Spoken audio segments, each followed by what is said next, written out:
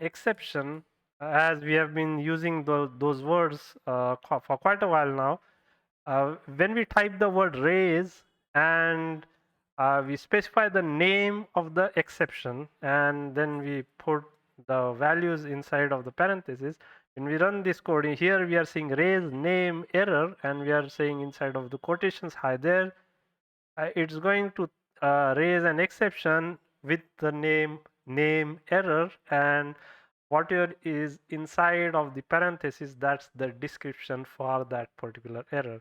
So essentially, as written above, the raise statement allows the programmer to force a specified exception to occur, and that is one helpful way to kind of catch exceptions in the code. And again, as usual, up above this, what we have is a traceback with the path to the file and the arrow indicating where that exception may have occurred in the code that was run. Uh, in addition to raising an error, just as we saw, we can re-raise the same exception again. And on the left hand here, we have two sets of codes. If we look at the code that's on the left hand side, we have the try except block, which is this one. And inside of this, we have one instance of the raise. We are saying raise error, raise name error, hi there. And then the except block would catch that name error because it's the same name, it matches. And so the line print an exception flew by, that is printed, which is what we see in the output. Now, what happens if we put another raise statement, or if we put a raise word right below the print statement?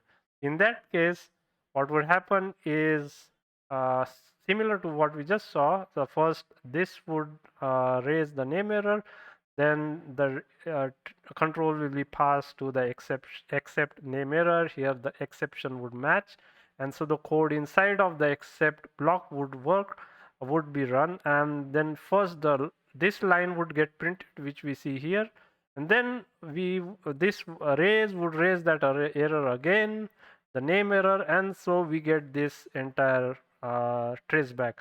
So we have the name of the file, we have the line arrow showing the line where the code may have been raised, and then we have the name of the exception and the description of the exception right here. So this was an example of how to re-raise an error.